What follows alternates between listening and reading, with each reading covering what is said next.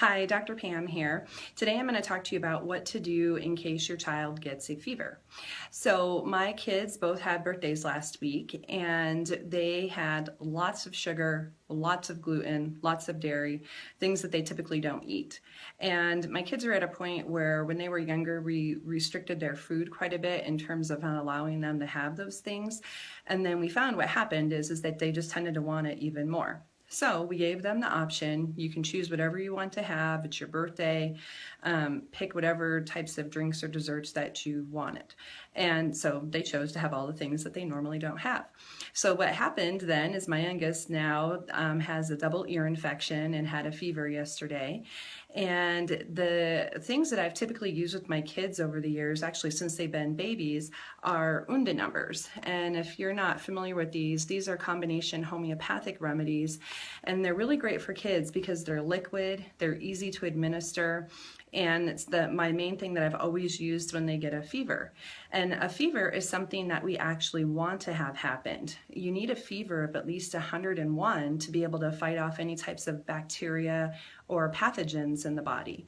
So anytime you give Tylenol, it suppresses the fever, and then what happens is the child ends up being sick longer. So what we want to do is we want to support the body, let them have a fever, keep it at a manageable place, and that way the body has its own immune defense mechanisms to fight that fever off. So the Unda numbers are a great thing to be able to use.